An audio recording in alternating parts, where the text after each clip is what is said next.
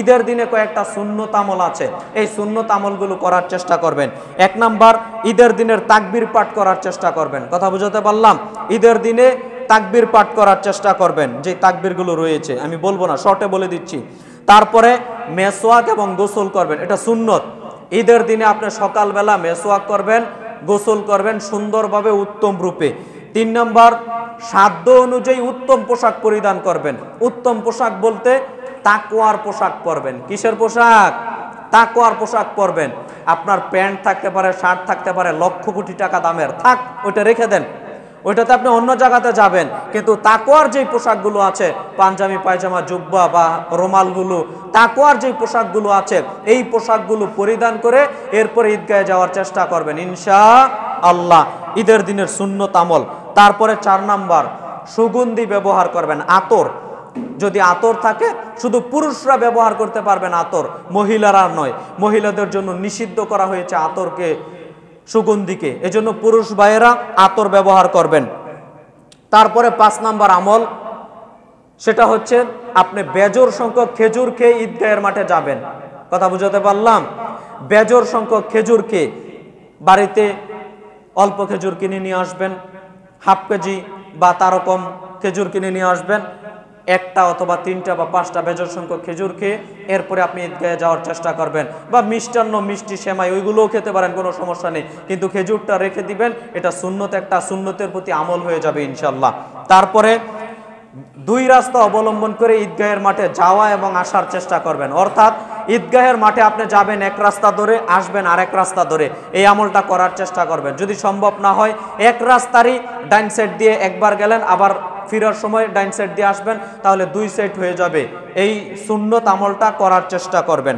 তারপরে ঈদের মাঠে মুসাফা করার চেষ্টা করবেন। আমরা অনেকে কোলাকুলি করি, কোলাকুলিও করতে পারেন, তবে কোলাকুলির এখানে আবার কথা থাকে। যেমন আমরা যেইভাবে কোলাকুলি করি, এটা ইসলামে নিষিদ্ধ। একেবারে পেটের সাথে পেট, বুকের সাথে বুক লাগিয়ে যেইভাবে কোলাকুলি করি, এইটা ইসলামে নিষিদ্ধ, এইভাবে করতে পারবেন না। কাদের সাথে কাঁধ মিলাতে পারবেন। কথা বুঝাতে পারলাম? কাদের সাথে কাঁধ মিলাতে পারবেন। তবে স্বাভাবিকভাবে সাহাবায়ে কেরামরা প্রতিদিন এইভাবে আমল করতেন না। প্রতিদিনের সাক্ষাতে, নিয়মিত সাক্ষাতে মুসাফা করতেন। কি করতেন? মুসাফা করতেন। কিন্তু 6 মাস পরে, কোনো সফর থেকে এসেছে, 1 বছর পরে, এত দূর থেকে এসেছে, তখন আপনি কোলাকুলি বা যেটাকে কাদের সাথে কাঁধ মিলানো, এইটা আপনি করতে পারেন। এই বিষয়টা আপনারা মাথাতে রাখার চেষ্টা করবেন। এরপরে সালাতের পূর্বেই ফিতরা আদায় করবেন। অনেক মানুষ ফিতরা যারা নিজে থেকে দেয়, মসজিদে দিয়ে দিলে তো আপনি দায়মুক্ত হয়ে গেলেন। যারা নিজে থেকে ফিতরা আদায় করেন, তারা অনেক মানুষ অনেক সময় অলসতা করে, ওইটা করতে পারবেন না। আপনি যদি মনে করেন সালাতের পরে যদি ফিতরা আদায় করেন, ওইটা আর ফিতরা হবে না, ওইটা সাধারণ দান হিসেবে গণ্য হয়ে যাবে। কিন্তু যদি ফিতরা আদায় করতে চান, জাকাতুল ফিতর আদায় করতে চান, তাহলে অবশ্যই সালাতের পূর্বে আদায়ের চেষ্টা করবেন।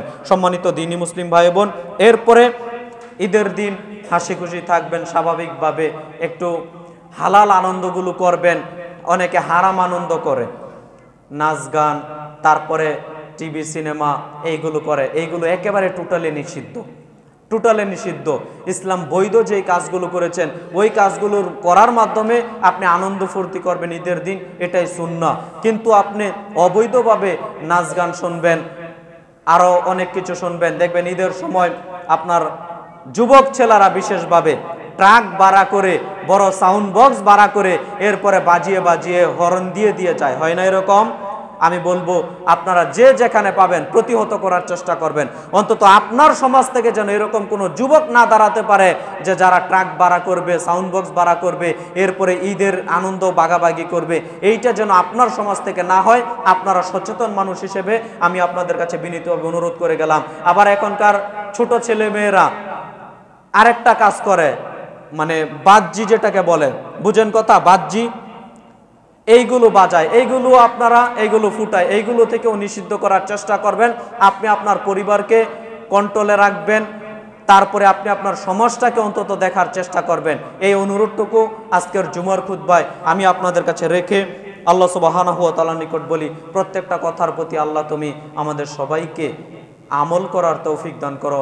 আল্লাহুম্মা আমিন।